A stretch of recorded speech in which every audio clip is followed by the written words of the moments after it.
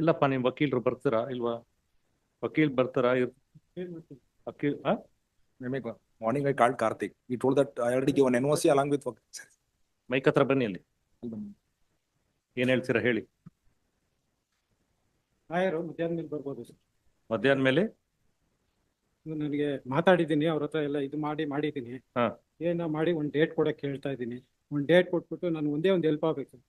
Customer ಪಾರ್ಟಿಗೆ ಒಂದು ಸರಿ ಖರ್ಚು ಫೇಸ್ ಟು ಫೇಸ್ ನಾನು ಮಾತಾಡ್ಬಿಟ್ಟು ನನ್ನ ಕೈಲಿ ಇಷ್ಟು ಕೊಡ್ತೀನಿ ಅಂತ ಕಾಂಪ್ರಮೈಸ್ ಮಾಡ್ಕೊಳ್ಳೋದಕ್ಕೂ ನಾನು ರೆಡಿ ಇದ್ದೀನಿ. ನಂದು ಹೆಲ್ತ್ ತುಂಬಾ ಪ್ರಾಬ್ಲಮ್ ಜಾಸ್ತಿ. ಹೌದಪ್ಪ, ಅವ್ರು ಕಾಂಪ್ರಮೈಸ್ ಮಾಡಕ್ಕೆ ರೆಡಿ ಇಲ್ವಲ್ಲ. ಇವ್ರು ಕೇಳಿದ್ರೆ ಇಲ್ಲ ನಮ್ಗೆ ಅಷ್ಟೇ ಕೊಡಿ, ನನ್ನ ಹತ್ರ ಪಾರ್ಟಿ ನಂಬರ್ ಇಲ್ಲ ಅಂತಾರೆ. ನನಗೆ ಸಿಕ್ಕಲ್ಲ ಪಾರ್ಟಿ, ಹುಡ್ಕೊಂಡು ಹೋದ್ರು ಸಿಗಲ್ಲ. ನಾನು ಅವ್ನ ಫೇಸು ಇವತ್ತವರೆಗೂ ನೋಡಿಲ್ಲ. ಅಟ್ಲೀಸ್ಟ್ 12-13 ಇಯರ್ಸ್ ಅಂತ ಕೇಸ್ ನಡ್ಸ್ಕೊಂಡ್ಬಂದೆ. ಇವಾಗ ಹೆಲ್ತ್ ಪ್ರಾಬ್ಲಮ್ ಆಗಿ ನನ್ನ ಕೈಯಲ್ಲಿ ಆಗಲಿಲ್ಲ. ತುಂಬ ಇದಾಗುತ್ತೆ. 1-2 ಮಂತ್ಸ್ ಟೈಮ್ ಕೊಡಿ, ಪಾರ್ಟಿ ಕರ್ಸಿ. ನಾನು ಬೇಕಾದ್ರೆ ಅವ್ರ ಕೈ ಮುಗಿದ್ಬಿಟ್ಟು ಇಷ್ಟು ಅಂತ ಕೊಟ್ಟು ಪ್ರಾಬ್ಲಮ್ ಎಲ್ಲ ಇಲ್ಲಿ ಡ್ರಾಮಾ ಎಲ್ಲ ಆಗೋದಿಲ್ಲ. ದುಡ್ಡು ಕೊಡೋಗಿದ್ರೆ ಕೊಡಿ, ಇಲ್ಲಾಂದ್ರೆ ನಾನು ಕಳಿಸ್ತೀನಿ ಪೊಲೀಸ್ ಜೊತೆ. ಹೇಳಿದ್ರೆ ಫೀಸ್ ಜೈಲಲ್ಲಿ ಕೂತ್ಕೊಳ್ಳಿ ಅಷ್ಟೇ.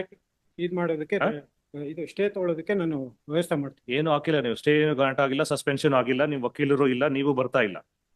ನಂದು ಹೆಲ್ತ್ ತುಂಬಾ ಪ್ರಾಬ್ಲಮ್ ಆಗಿದೆ. ಹೆಲ್ತ್ ಪ್ರಾಬ್ಲಮ್ ಆಗಿದ್ರೆ ನೀವು ಅದ ವಕೀಲರು ಇಡಬೇಕು, ಇಲ್ಲ ಯಾರನ್ನಾರ ಸ್ಟೇಟ್ ಲೀಗಲ್ ಏಡ್ ತಗೊಂಡು ಅಪ್ಲಿಕೇಶನ್ ಹಾಕ್ಬೇಕು. ಅಪ್ಲಿಕೇಶನ್ ರೆಡಿ ಮಾಡಿ ಪೊಲೀಸ್ ನಿಮ್ಮಿಂದ ಓಡಾಡಕ್ಕಿದೆಯಾ ಚೆಕ್ ಬೌನ್ಸ್ ಕೇಸ್ಗೆ? ಬೇರೆ ಕೆಲಸ ಇಲ್ಲ ಅವ್ರಿಗೆ. ಗೊತ್ತಿದೆ ಅವ್ರ ಪರವಾಗಿ ಏನೇನು ಹಂಗೆ ಮಾಡಿದ್ರಿ ನೀವು. ಎಲ್ಲರಿಗೂ ನಾನು ಸಾರಿ ಕೇಳೋದಕ್ಕೆ ರೆಡಿ ಇದೀನಿ. Not accepting. ವಕೀಲರು ಬರಗಿದ್ರೆ ಬರ್ಲಿ ಮಧ್ಯಾಹ್ನ, ಇಲ್ಲಾಂದ್ರೆ ನಾನು ಒಳಗೆ ಕಳಿಸ್ತೇನೆ ನಿಮ್ಗೆ. If he doesn't represent through a counsel and a suspension or doesn't pay, please, I will send him to JC. Please, satisfied with that? No. Or you want to talk for some settlement? No. So, where is your client? But today I am not keeping present. Where is he? Bangalore or some other place? Anekal. Mother by Anekal.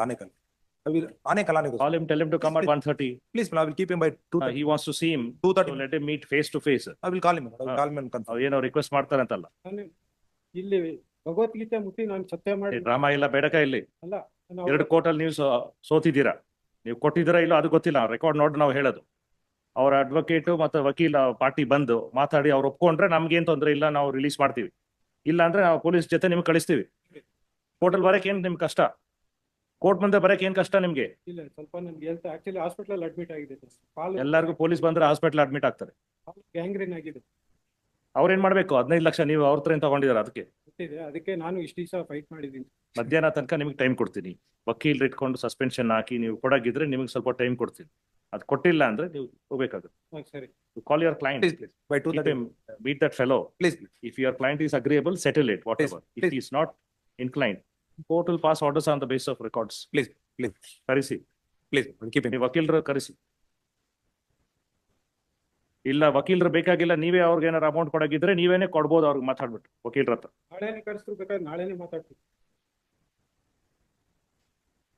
Make him understand. That fellow doesn't understand what is. ಅವ್ರು ಹೇಳ್ತಾರೆ ಹೋಗಿ.